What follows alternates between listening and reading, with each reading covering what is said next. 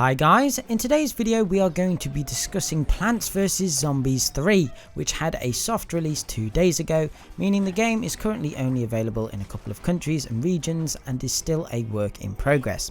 Unfortunately it hasn't been released in the UK, which is really sad, but I have already watched a number of videos from other YouTubers. In this video I'm going to be giving you my brutally honest opinion on what I have seen so far. Also, whilst the game is in this soft release state, just be mindful that what we see now might not be what the final product looks like. As usual, just before we begin, remember to hit those like and subscribe buttons if you enjoy the content on this channel and want to help it grow.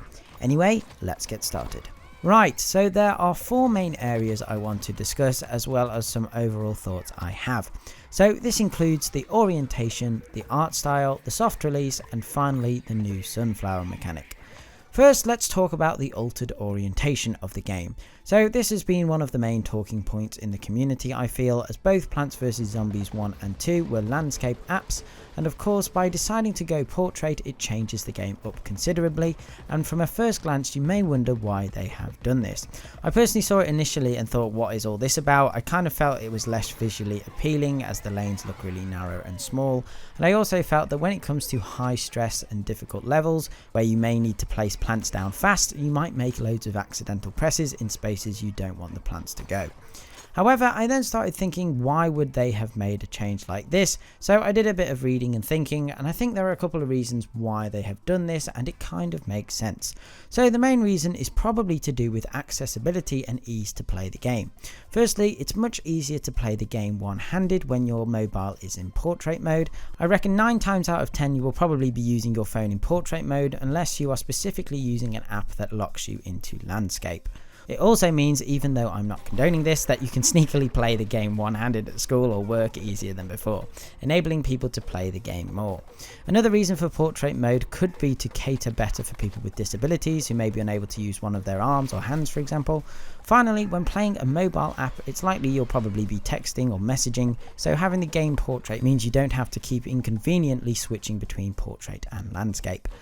So, although I wasn't totally convinced of the orientation change initially, from a developer's standpoint it makes sense for them to have made this change, I feel. However, personally I'm still a bit skeptical. I felt the landscape orientation was really great, the lanes were a good size and made the game feel more like a proper game than just a gimmick app, if that makes sense. But I think this topic, more so than others, is one I'm not really going to be able to make a proper decision on until I actually play it. Moving on to the art style, which is probably the most controversial topic in this video, as I know many people, including myself, feel that the game looks graphically worse than both PvZ 1 and 2, which isn't what you expect from newer games in a series. The models look low poly and not that high in quality, but I have only seen the game on a monitor screen on a video, so it might look much better on a small screen. Again, I try to think without bias in terms of what their reason was for going down this route would be. I think possibly it's to do with the game being less graphically intensive for smartphones, keeping their market as broad as possible by making the game more compatible with older smartphones. It also may mean the game drains less battery and doesn't affect multitasking on your phone as much. From the footage I've seen, there's not really been that many zombies on screen at one time, but later levels might include more zombies on the screen at once than we have seen in previous titles. Also, from the trailer there seems to be customization for your own town available, meaning the game will have to render buildings and stuff, so potentially if they made the game with super good graphics, the game might not run so well. The final 2 things about this topic I want to mention is that perhaps this art style was intended to be more child friendly. The faces of all the illustrations appear more cute and young, and as the Plants vs Zombies series is known for trying new things, perhaps they just wanted to do something that was different to previous titles. But even when taking these points into consideration, I'm not convinced that this was the correct way to go in terms of art style. I think the original was so much better, much more visually appealing. Like, I'm a graphic designer, so I like to think I know what looks more visually appealing, but of course it's a subjective matter. I just hope they make some changes, but I can't imagine the art style is going anywhere. It would take far too much time for the devs to redo the style. Next, I want to discuss the soft release of the game. Now, I know there was actually alpha and beta testing for this game. I think we saw some footage of it ages ago, but anyway, like with the other 2 topics, there's pros and cons to a soft release compared to a normal release. So starting with the pluses, I think the main advantage of doing this is that the devs get more time to continue to work on the game with a small, real player base. They can iron out bugs, take community suggestions and receive feedback. Also, by doing a soft release, the game is only available in some places, meaning that this is potentially causing hype, as people in places such as the UK, like me, are now really wanting to play the game. However, on the flip side, this could have a negative effect on the community, as some people may just be getting annoyed that people in other places get to play the game and they don't. This is why I think a better approach would have been something similar to Battles of Neighborville's Founder Edition. It means the game was pretty much available everywhere, so everyone got to play the game at the same time, and it would still mean they're able to test and work on the game, but no one feels left out. The final big topic I want to cover before I talk about some other little things is the new sun currency mechanic. So in previous titles, the way you would earn sun would be by planting sunflowers on the field, and after so many seconds they would generate sun, which you could then collect and spend on other plants. But in PvZ3 they have gone with a different approach, and basically there is a bar at the bottom of the screen that constantly fills up, giving you sun after a certain amount of time.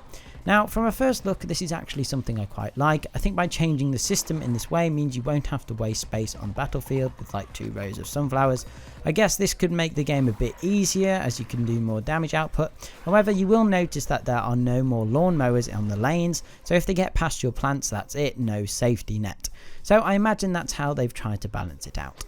Finally, I have a few other notes and observations I made that I want to discuss. First of all, I really like the fact that PvZ3 is set in Neighborville. I like that they have both the third-person shooter and mobile game set in the same universe. Secondly, I really enjoy these 3D introductions to the game levels, really adds a bit of immersion to the world. Thirdly, I like how the battles take place within a building and you kind of progress through them, if that makes sense. And my last note is that I quite like this level screen. It tells you which zombies you'll be facing, and you can tap on each zombie to find out information about them, which is really cool. But overall, I'm still really excited to play the game. Yes, I don't particularly like the art style, but having the best graphics doesn't necessarily mean the game will be good. As long as the game is solid, fun, and doesn't have any interface issues, I think I'm going to get a lot of enjoyment from playing this game, but we'll just have to wait and see until it gets released fully. Anyway guys, that's about it for today's video. I hope you enjoyed. Let me know what your opinion on this game is in the comments below. Other than that, remember to subscribe and I shall see you in the next one. Okay, thanks guys. Bye.